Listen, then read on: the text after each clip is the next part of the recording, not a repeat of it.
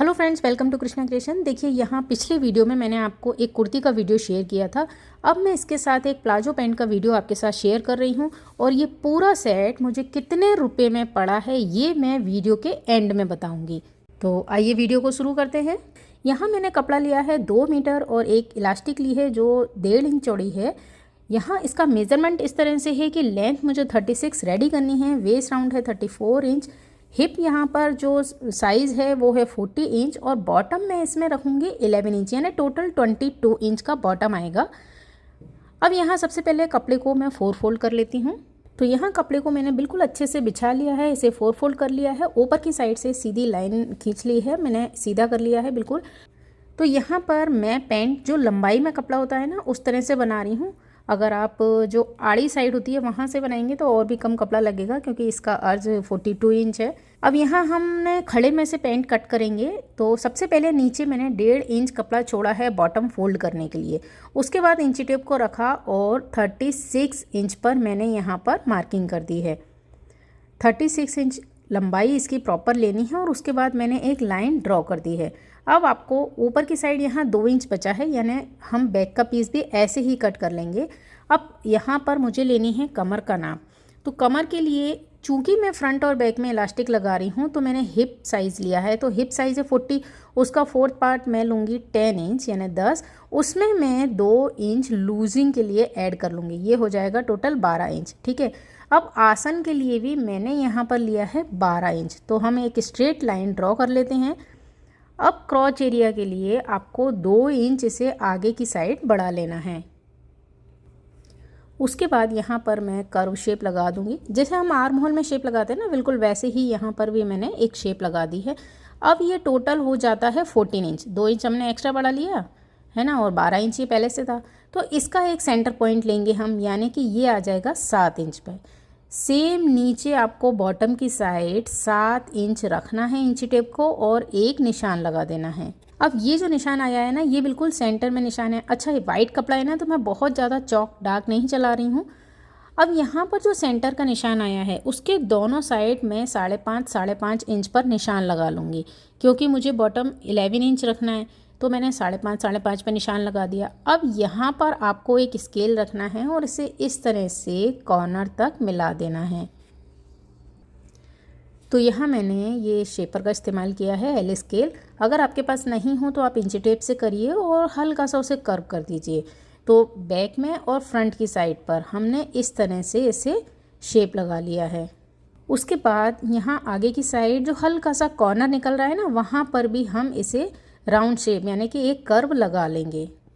तो ये तो हो गया फ्रंट का पीस ड्रॉ, है ना। मैं इसमें ही बैक का पीस भी ड्रॉ कर लूँगी। तो सबसे पहले हम जो हमने आसन लिया था ना उसके बैक साइड में 2 इंच का निशान लगाएंगे, लंबाई में भी और उसके ऊपर की साइड भी, ऊपर भी एक्सटेंड करेंगे। तो 2 इंच का यहाँ इस तरह से निशान लगा लिया। हमको पूरी बैक साइड में ही इस तरह 2-2 इंच लेकर निशान लगा लेना है। और अगर प्लस साइज़ हो ना तो आप बैक की साइड में जो क्रॉच एरिया वाला निशान है वहाँ पर आप 3 इंच का निशान लगाइए। जैसे कई लोगों का बैक साइड में हिप साइज़ थोड़ा सा ज़्यादा होता है ना, तो उस हिसाब से आप 3 इंच का अगर निशान लगाएंगे ना तो वो उठने बैठने में बहुत ज़्यादा कंफर्टेबल रहेगा और आपको यहाँ पर कोई म्यानी वगैरह लगाने की भी ज़रूरत नहीं रहेगी। तो इन सारे निशानों को मैंने मिला लिया है। अब यहाँ पर भी क्रॉच एरिया में हम एक कर्व दे देंगे और बैक में जो कमर की साइड है ना जहाँ हमने 2 इंच ऊपर भी एक्स्ट्रा बढ़ाया है, देखिए उसे इस तरह से आपको तिरछा मिला देना है।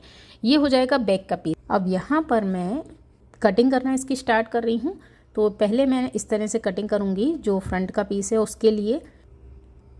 तो चूँकि मैंने फ्रंट और बैक के पीस एक साथ ही ड्रॉ कर लिए हैं इसलिए आप यहाँ पर कटिंग को ध्यान से देखें कि हम किस तरह से कट कर रहे हैं।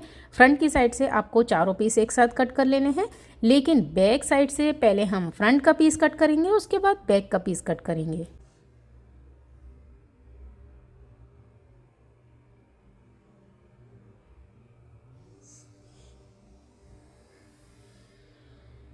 तो इस तरह से हमारे पैंट की कटिंग हो गई है। बेल्ट हम जब इन दोनों को तैयार कर लेंगे उसके बाद कट करेंगे। पैंट की सिलाई बहुत ज़्यादा इजी है। अगर आपने कटिंग अच्छे से की है तो आपका पैंट बहुत अच्छे से, प्लाजो बहुत अच्छे से तैयार होगा। तो यहाँ पर पहले हम इनके दोनों क्रॉच एरिया जोड़ लेते हैं। आगे और पीछे दोनों पीस के क्रॉच एरिया जॉइंट कर लिए हैं। अब इन दोनों को हम इस तरह से रखेंगे एक दूसरे के अपोजिट, और उसके बाद आपको अंदर की साइड से पहले सिलाई लगा लेनी है। तो यहाँ बीच में से मैंने सिलाई लगा ली है। अब इसका मैं बॉटम तैयार करूँगी। तो बॉटम के लिए देखिए, पहले मैंने जो लेस और गोटा अपने कुर्ते में लगाया है वही मैं इसके बॉटम में लगाऊंगी। सबसे पहले तो हमने जो 1.5 इंच छोड़ा था इसमें फोल्ड करने के लिए, उस तरह से आप इसका बॉटम फोल्ड कर लीजिए। और बॉटम फोल्ड करने के बाद हम इस पर इस तरह से ये गोटा रखेंगे, और ये जो किनार मैंने इसके साथ अटैच की थी कुर्ती में, सेम यहाँ पर मैं सिल लूँगी। तो यहाँ मैंने इस पर सीधी सीधी सिलाई लगानी थी। दोनों बॉटम मैंने तैयार कर लिए हैं। अब यहाँ आप चाहें तो इसे साइड से फिटिंग कीजिए, बेल्ट लगाइए। मैं इसमें एक पॉकेट भी ऐड कर रही हूँ, और पॉकेट भी इसमें मैंने बहुत ईजी तरीके से लगाई है। तो देखिए यहाँ इसकी साइड की कटिंग में से जो कपड़ा बचा था, डबल फोल्ड कपड़ा लिया है, डबल कपड़ा, उसे इस तरह से सेट किया, ऊपर से एक सा किया। अब इसकी जो लंबाई है वो मैंने ली है 11 इंच। 11 इंच लेने के बाद आपको यहाँ पर इस तरह से शेप लगानी है। आप अपना हाथ रखकर भी इस तरह शेप लगा सकते हैं, या पुराने किसी लोअर वगैरह में भी आप पॉकेट का शेप देख सकते हैं, और उसी तरह से आपको इसे ड्रॉ कर लेना है। अब हम इसे कट कर लेंगे। तो दोनों पीस मैंने कट कर लिए हैं। अब इसे मुझे तैयार करना है अपने पैंट में। तो पैंट मैंने यहाँ पर उल्टी रखी है, और ऊपर की साइड से जहाँ हम बेल्ट लगाएंगे ना, तो वहाँ पर आपको 1/2 इंच का निशान लगा लेना है जिसमें मैं बेल्ट लगाऊंगी। उसके नीचे से मैं इन कपड़ों को अटैच करूँगी। तो इस तरह से आपको दोनों कपड़े सिलाई करने हैं। सिलाई करते समय आपको ध्यान रखना है कि ऊपर की साइड से पॉकेट में 1/2 इंच कपड़ा हम छोड़ेंगे, उसके बाद सिलेंगे, और नीचे की साइड से 3 इंच कपड़ा हम छोड़ेंगे, उसके बाद सिलेंगे।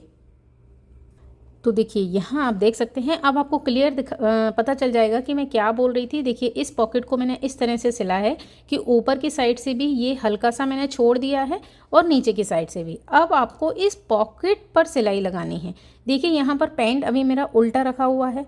हम इस पॉकेट पर ऊपर से लेके पूरा नीचे तक सिलाई लगा लेंगे। तो ये आप देख सकते हैं कि हमने पॉकेट को पूरी सिलाई लगा ली है। अब आपको इसकी साइड की सिलाई लगानी है। जो ऊपर 1/2 इंच छोड़ा है ना, वहाँ पर सिलाई लगाएंगे हम। उसके बाद पॉकेट वाला हिस्सा छोड़ेंगे और नीचे से सिलाई लगाएंगे। तो दूसरी साइड जहाँ पॉकेट नहीं है वहाँ तो बिल्कुल सिंपल है, आपको ऊपर से लेके नीचे तक एक सिलाई लगानी है। तो ये देखिए मैं यहाँ पर सिलाई लगा चुकी हूँ। और ये आप, तो यहाँ पर वाइट धागा होने के कारण हो सकता है आपको दिखाई नहीं दे रहा हो। देखिए यहाँ बिल्कुल अच्छे से आप सिलाई लगाइए, ऊपर जो 1/2 इंच कपड़ा छोड़ा था वहाँ, और नीचे की साइड से। तो पॉकेट को छोड़ते हुए नीचे की साइड से हमने सिलाई लगा ली है। अब इसे मैं आपको सीधा करके दिखा रही हूँ। देखिए यहाँ पर इस तरह से जो पॉकेट वाला गैप है वो इस तरह आया है, और सिलाई बहुत ही फिनिशिंग के साथ लगकर तैयार हुई है। बिल्कुल भी कोई झोल या कोई भी चुन्नट वगैरह नहीं आई है। ईजीली हमने यहाँ पर इस तरह से पॉकेट लगा ली है। तो अब मैं इस पूरे प्लाजो को सीधा कर लेती हूँ। सीधा करने के बाद अब हमको यहाँ पर लगाना है बेल्ट। तो देखिए हमारा ये पूरा प्लाजो तो तैयार हो चुका है। बेल्ट लगाने के लिए इसका जो कमर का नाप है ना, उसी नाप का हम एक पट्टा कट करेंगे, स्ट्रेट बिल्कुल। तो इलास्टिक कितनी लंबी है लेनी है मुझे, इलास्टिक मेरी 1.5 इंच चौड़ी है। तो पहले मैं बेल्ट की चौड़ाई लूँगी 4 इंच, है ना। मैं पूरा इसमें मतलब मैं पलट कर नहीं लगा रही हूँ, इसमें मैं पूरा बेल्ट अलग से तैयार करके लगाऊंगी। तो इस पट्टी को मुझे इसके साथ जोड़ना है। तो जैसा कि मैंने आपको बताया कि इसका वेस्ट राउंड है 34 इंच। तो इलास्टिक हम इसमें कितनी डालेंगे, ये चीज़ आपकी इलास्टिक की क्वालिटी पे भी डिपेंड करती है। वैसे तो कमर से हम 5 इंच कम लेते हैं, लेकिन चूंकि मेरी जो इलास्टिक है ना वो बहुत ज़्यादा टाइट है, तो मैंने यहाँ पर 31 इंच की इलास्टिक ले ली है, क्योंकि 1/2 इंच तो ओवरलैप होकर सिलाई में ही चली जाएगी, है ना। तो ये 30 इंच बचेगी। तो यहाँ पर मैंने 31 इंच की इलास्टिक ले ली, और पहले मैं यहाँ पूरा बेल्ट इसमें सिल लेती हूँ। तो देखिए मैंने इस पूरी पट्टी को यहाँ पर सिल लिया है। अब आपको इसे पूरा फोल्ड करना है। तो अंदर की साइड से हमने इसे फोल्ड भी कर लिया है, और थोड़ा सा ऊपर की साइड से ओपन रखा है, जिससे हम इलास्टिक इसमें इंसर्ट कर सकें। तो यहाँ मैंने पूरी इलास्टिक इसके अंदर डाल ली, और जो आगे की साइड से थोड़ा सा ओपन था ना, उसे भी हम पूरा सिल लेंगे। अच्छा, सिलने के बाद जो बेल्ट तैयार हुआ है ना वो बहुत खूबसूरत लग रहा है, लेकिन कई बार क्या होता है जब हम इसे पहनते हैं ना तो इलास्टिक अंदर की साइड से घूम जाती है। उसके लिए आपको एक सेंटर में इसकी सिलाई ज़रूर लगा लेनी है, क्योंकि इलास्टिक मेरी चौड़ी है। तो सेंटर की सिलाई लगाने के बाद हमारा प्लाजो पैंट पूरा तैयार हो चुका है।